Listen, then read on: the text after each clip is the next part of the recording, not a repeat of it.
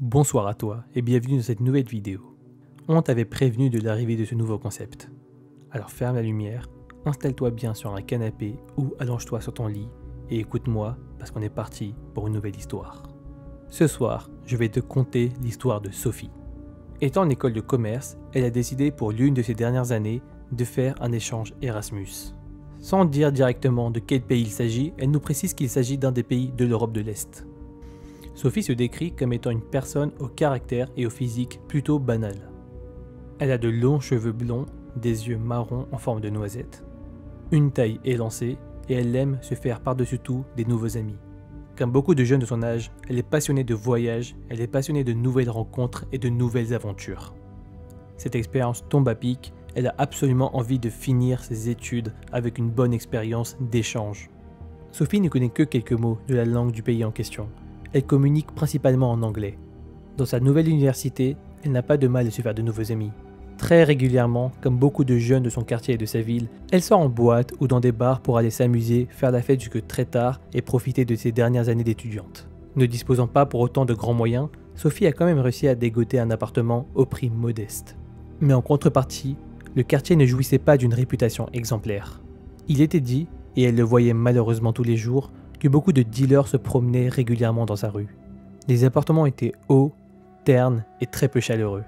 Sophie hésitait même à se balader toute seule trop longtemps et trop tard. Mais en faisant abstraction de ces détails, Sophie va vivre sa vie d'étudiante et de jeune fille à fond. Et ce faisant, pendant un certain temps, elle va sortir tous les soirs avec ses amis pour boire jusque très tard, rigoler et profiter de sa vie étudiante. À l'arrivée de sa première période d'examen, Sophie va quand même décider de devenir un peu plus raisonnable. En tant qu'élève studieuse et désireuse de valider son année, elle va décider de rester chez elle pendant les 2 prochaines semaines pour réviser à fond. Et c'est malheureusement dans cette période-là que les choses bizarres vont commencer à apparaître. Tous les soirs, aux environs de 23 h, Sophie entend un toquement à sa porte. Étant la première fois un petit peu surprise que quelqu'un toque à sa porte aussi tard le soir, Sophie, non sans peur, va se lever de sa chaise et va se diriger vers le Judas de sa porte. En regardant à travers le Judas et en constatant qu'il n'y aura personne, Sophie ouvrira la porte et constatera encore une fois qu'il n'y a personne dans le couloir de sa résidence. Sophie est l'une des seules étudiantes dans sa résidence, celle-ci n'étant pas réservée exclusivement aux étudiants. Son appartement plutôt fonctionnel sépare la porte d'entrée et son salon d'un long couloir qu'elle doit forcément traverser pour aller ouvrir la porte. Sophie se dit alors à ce moment-là que c'est pendant ce laps de temps que la personne a eu le temps de partir. Après ce fait assez étrange, Sophie va retourner s'asseoir dans son salon et va recommencer à réviser. Malheureusement, cette histoire va se répéter le soir d'après et les autres soirs après ça. Étant de plus en plus énervée, elle va essayer de se diriger de plus en plus vite vers la porte pour coincer l'individu et voir enfin de qui il s'agit. Malheureusement, elle n'y parviendra jamais à temps et elle ne verra jamais qui était la personne qui toquait à sa porte. Un soir de week-end, plus précisément un samedi soir, alors qu'elle avait révisé toute la semaine, Sophie s'accorda un jour de repos car elle avait des maux de tête. Décidant exceptionnellement de ne pas sortir et de se coucher à 22 h, elle va s'allonger dans son lit, tomber de fatigue et s'engager dans un sommeil sans rêve.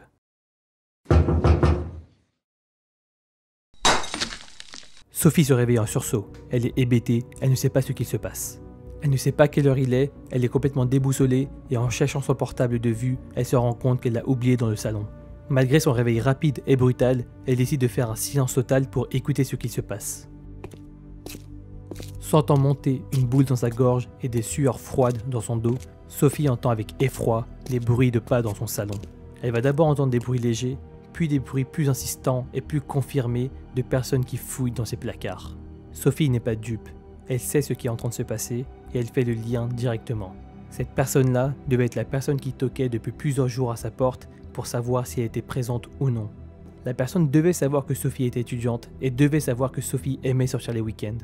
Toquant chaque soir pour vérifier et confirmer la présence de Sophie qui ouvrait à chaque fois sa porte, Sophie constate avec effroi que ce soir-là elle s'était endormie trop tôt et n'avait pas entendu les toquements de porte et que donc la personne avait dû croire qu'elle n'était pas là. Sophie l'entend se rapprocher, l'entend être prudent et se diriger de plus en plus vers sa chambre. Cette même chambre qui ne dispose pas de verrou. Elle ne peut prévenir personne sur son portable, elle ne peut pas aller le chercher sans croiser son chemin. Elle n'a ni envie ni le courage de se confronter à son cambrioleur car elle ne sait rien de lui. Réfléchissant le plus vite possible et en état de panique totale, Sophie regarde autour d'elle et considère ses options. Est-ce que je peux me cacher dans le placard? Non, il va certainement le fouiller. Est-ce que j'essaie de bloquer la porte? Non, il est certainement plus fort que moi physiquement. Est-ce que je crie pour appeler à l'aide? Non, on ne m'entendra certainement pas et il pourra peut-être réagir plus tôt. La seule option qui lui restait était la solution la plus banale et pourtant la plus efficace, de se cacher sous son lit.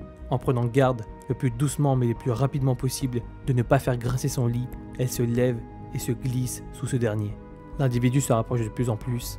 Sophie se doute qu'il a dû s'emparer de son ordinateur laissé dans le salon, et elle entend l'individu effroyable qui a pénétré sa maison découvrir cette dernière et se diriger de plus en plus vers sa chambre. Au bout d'un long moment semblant durer une éternité, Sophie voit le pire arriver. Sa poignée de porte tourne lentement et l'individu, avec toutes les précautions d'un voleur, s'engouffre dans sa chambre. En retenant sa respiration au maximum et en tentant de faire le moins de bruit possible, Sophie ne voit que les chaussures de son agresseur.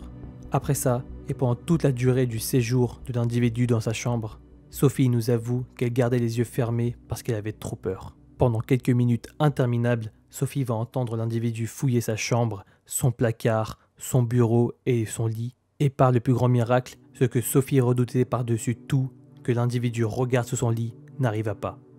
Après avoir constaté et entendu, impuissante, l'homme qui vandalisait sa maison, Sophie l'entend, avec toute la grâce d'un voleur et avec ses 1000 précautions, se diriger enfin vers la porte d'entrée. L'individu s'échappe en faisant claquer la porte, ce qui fit sursauter Sophie. Et même après son départ, Sophie éclate en sanglots et reste sous son lit pendant de nombreuses minutes. Finalement, elle se dirigera vers son salon et constatera, à peine surprise, que son téléphone, son ordinateur et quelques autres appareils avaient disparu. Elle voit que sa fine porte d'entrée a été enfoncée. Ne se sentant donc plus en sécurité du tout dans son appartement, Sophie se dirige vers son palier après avoir vérifié que celui-ci était bien vide, et elle se dirigera vers l'une de ses voisines pour sonner à sa porte et tout désespérée, en pleurs, lui demander de l'aide. La même nuit, la police va arriver, va constater les faits et va prendre la déclaration de Sophie. Malheureusement, la personne ne sera jamais retrouvée. Quelques jours plus tard, après avoir tenu sa famille au courant des faits, elle va décider de quitter son appartement pour aller vivre en colocation avec une amie dans un quartier bien plus sûr. Elle finira enfin son séjour chez elle, bien loin du quartier malfaisant où elle avait passé ses premières nuits, mais se rappelant sans cesse en boucle le soir où elle a failli être confrontée à son cambrioleur. Voilà, on ne sait pas trop ce que ça va donner, on espère que ça vous a plu, que vous avez apprécié, qu'on a été assez immersif. On espère que vous avez quand même réussi à imaginer cette situation qui est vraiment horrible, où on se sent complètement impuissant et complètement en danger. En tout cas, ce nouveau concept de thread audio est assez innovant et un nouveau challenge pour nous. Et la semaine prochaine, ça va être Joe qui va vous raconter une histoire audio. En attendant, je vous fais des bisous, je vous souhaite une bonne nuit malgré tout et je vous dis à dimanche pour une nouvelle vidéo thread horreur.